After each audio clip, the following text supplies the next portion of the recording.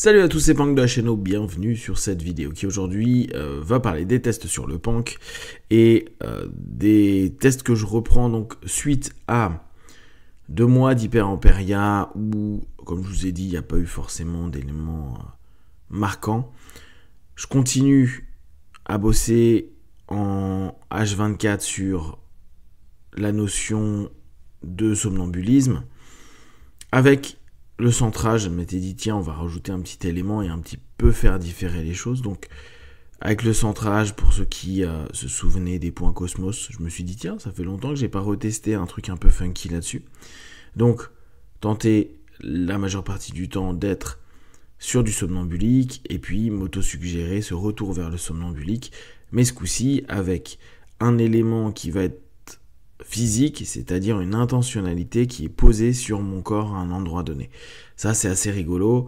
En tout cas, on va voir si ça change, sachant que assez souvent, un des problèmes qu'on peut avoir, nous, avec l'hypnose, c'est qu'on développe beaucoup l'hypnose d'un point de vue cognitif, éventuellement émotionnel, mais on met un peu de côté la corporalisation de nos trans.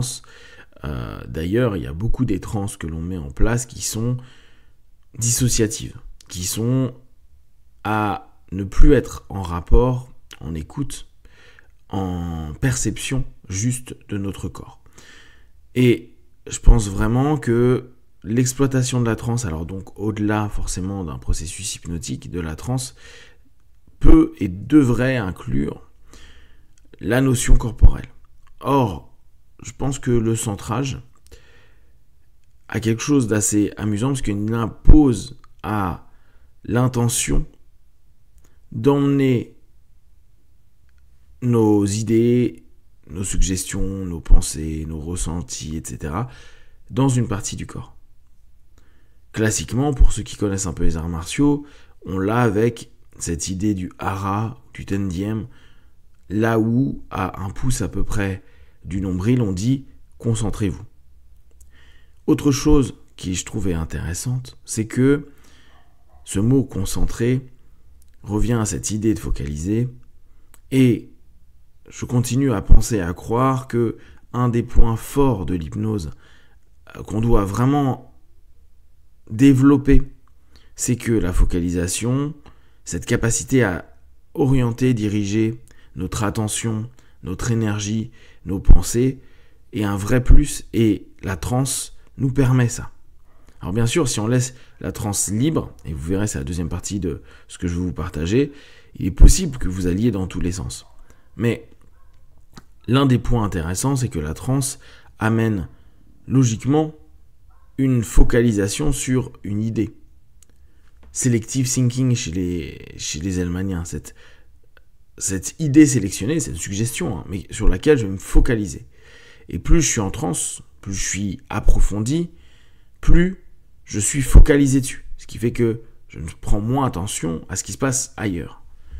Cette notion de focalisation d'intention, quand on est au quotidien sur des trans, comme je peux le faire là sur mes jeux et mes tests, il y a des moments, et c'est ce que je vous disais dans mon feedback à être tout le temps en somnambulique, ça part dans tous les sens et il y a des moments, on a même l'impression de ne plus être vraiment conscient de soi.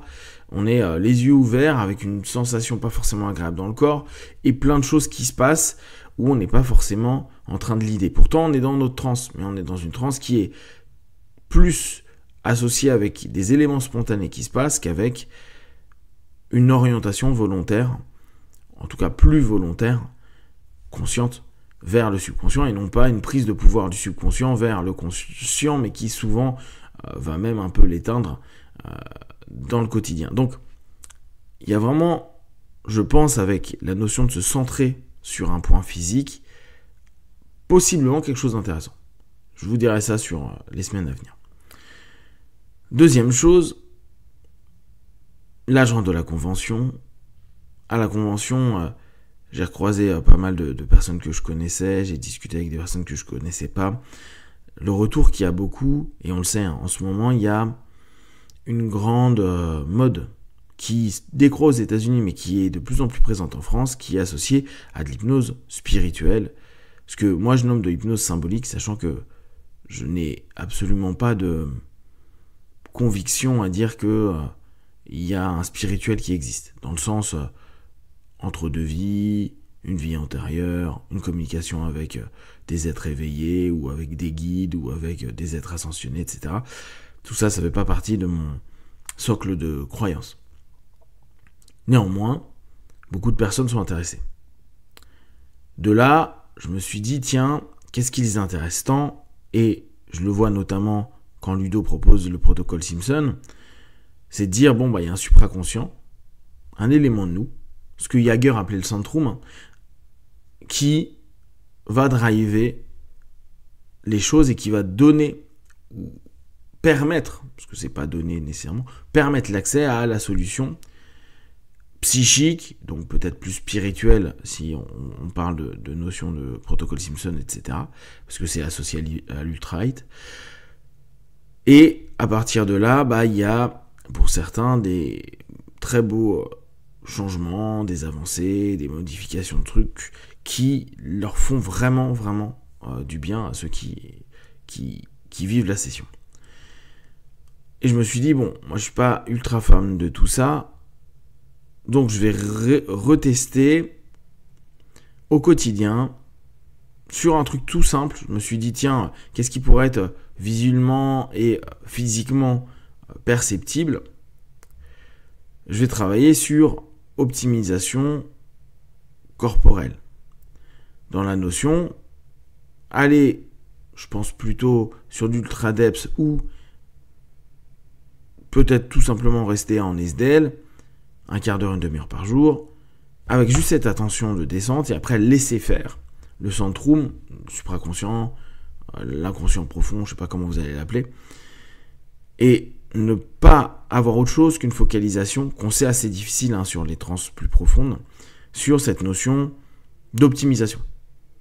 Optimisation, on va dire psychophysique, mais surtout physique.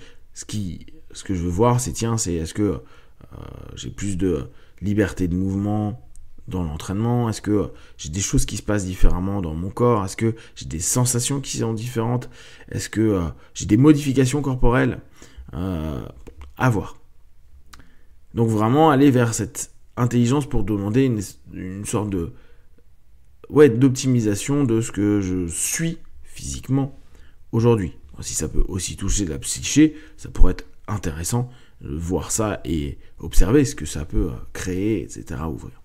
Donc je pars sur, en plus de ce petit travail de centrage sur du somnambulique, sur un travail, alors là je le fais depuis hier, je fais entre un quart d'heure et 30 minutes sur les trans profondes, donc SDL, ultra depth, Secord state, ou éventuellement ultra height, mais pour l'instant c'est pas vers quoi je me dirige assez spontanément. Et avec juste une intention par rapport au corps, optimisation du corps. Sachant que mon corps est plutôt ok sur pas mal de choses. Après j'ai des petits pets liés au combat, il y a des petites choses, mais rien de méchant. Mais ça peut être vraiment intéressant. Et puis voir aussi si ça permet de mieux performer, ou mieux se sentir pendant une performance, une activité physique.